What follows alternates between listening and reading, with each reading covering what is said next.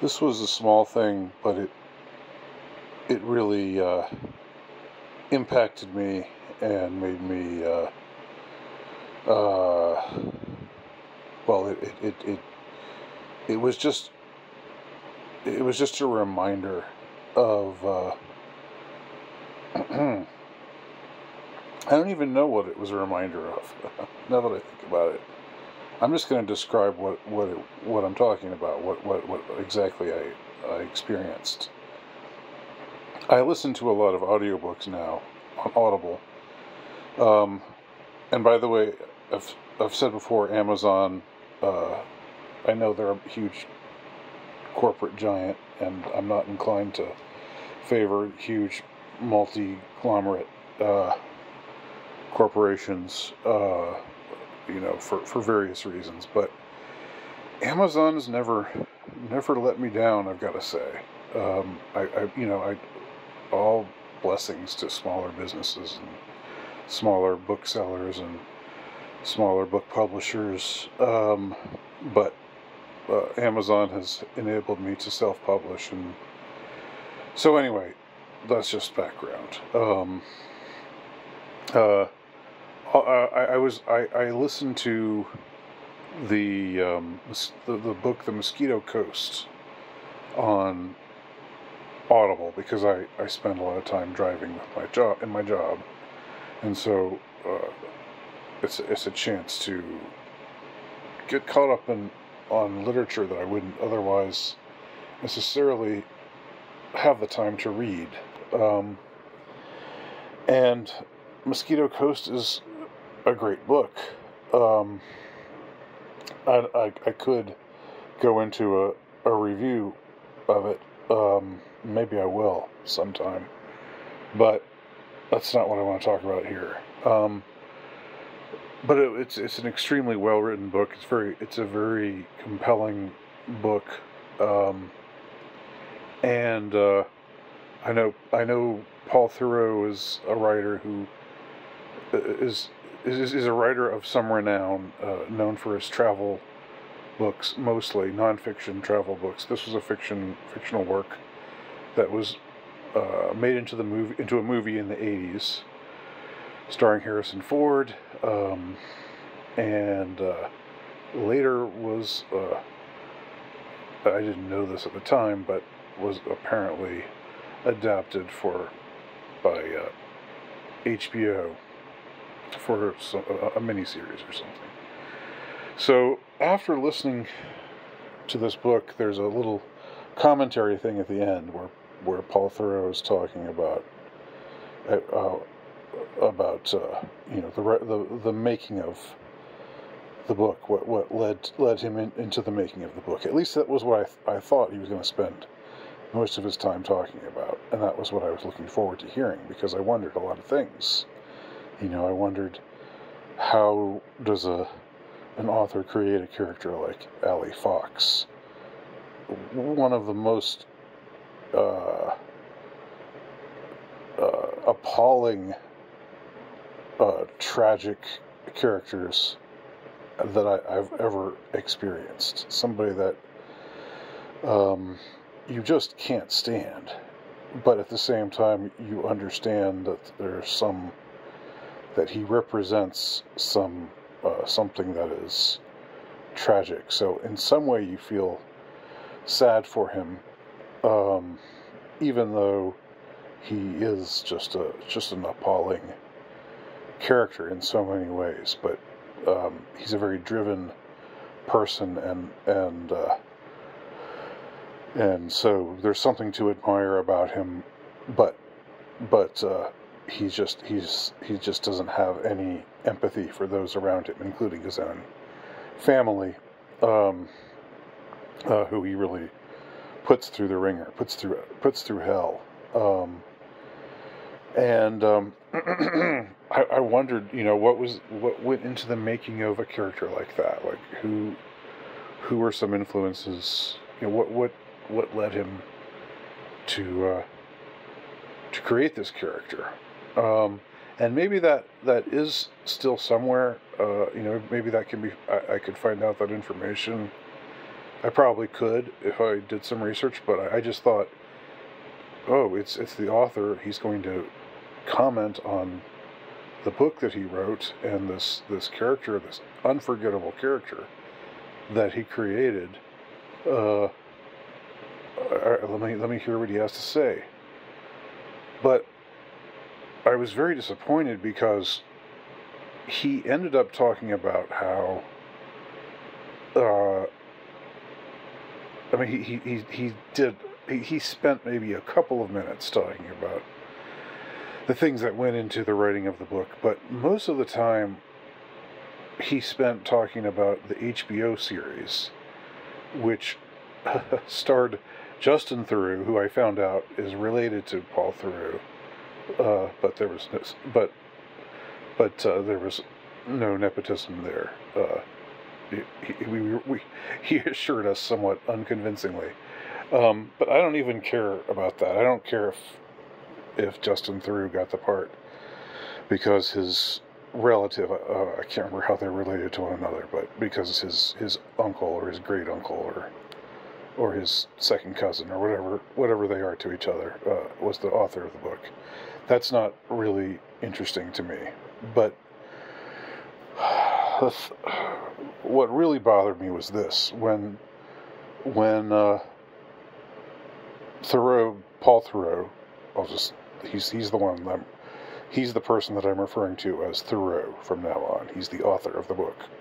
When Theroux talked about the series, he talked about how in the series the woman who played his wife was much more of a character, was much more of a fleshed out character than he had written her in the book.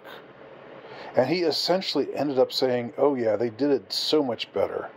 And he ended up, he ended up self-flagellating over, oh, I gave the woman a short shrift because I'm such a sexist, or that was sort of the implication.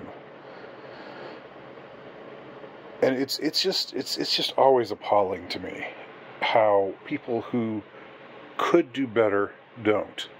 I mean, this is an accomplished author. This is a man who's done, he's got no reason to apologize to anybody. He's got no reason to say, to do the humble pie routine and to talk about how, they wrote this female character so much better than he did, and that he feels bad that he didn't write a better character for the wife, for Allie Fox's wife, who's just known as Mother in the book because it's narrated by the oldest son. He doesn't have to do that, and she wasn't poorly written. She just wasn't the focus of the book. The focus of the book were two characters mainly. They were the narrator, the eldest son of the family, who of course has a complicated relationship with the father and wants to understand him. Looks up to him, but at the same time, is aware of the fact that this guy's losing it, and sort of is treading this course between walking this tightrope between outright rebelling against his father, which he knows wouldn't help matters because they're he has 3 younger siblings and a mother, and they've been taken out into the jungle with this guy, and they're so they're reliant on him in a lot of ways, and also he feels loyalty to his father, but at the same time he knows that his father is not. He grows more and more to see that his father is not being reasonable. So he's one of the main characters, and the other main character is Allie Fox, the father himself. So that's the protagonist is the eldest son, the antagonist is his father. The mother is a character in the story, and she's perfectly fleshed out. She's just not as she doesn't play as major of a role. You know, she's she's less prominently featured because the story is mainly about the son and the father. But he has to, like, in talking about, in commenting on this book that he wrote, he has to apologize, or he has to say, you know, I'm just so, I'm sorry for being, you know, such a chauvinist. You know, I should have done better, and it's just, it made me, I just had to stop listening. I had to just tune it out. It was depressing me. It was annoying me.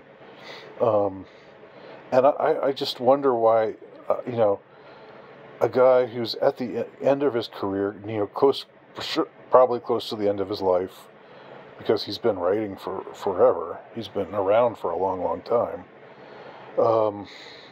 Why he feels the need to do something, to say something like that? Is it just because he wants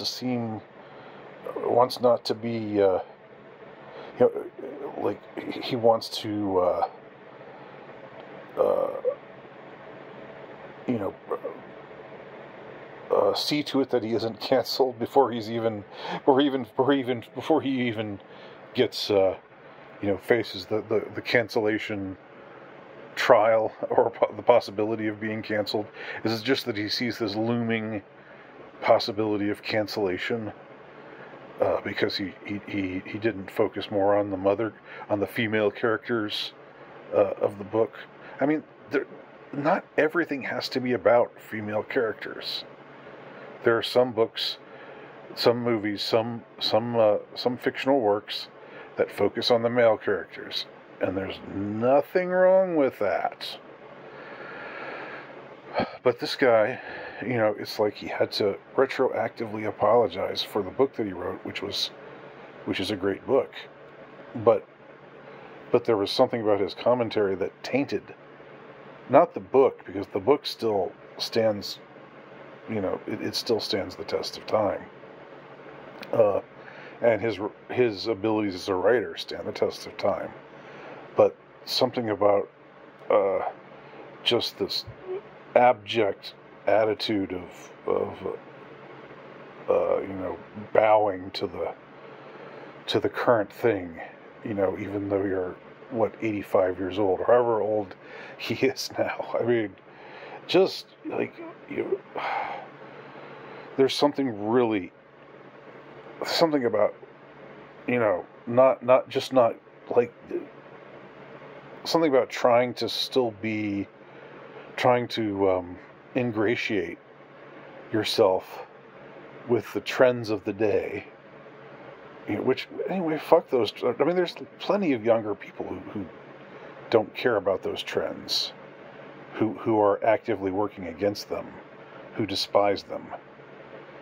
I mean, there's a huge number of people. So just this somehow wanting to seem like you're on the right side of history, it just really, it really irked me. It really bothered me a lot.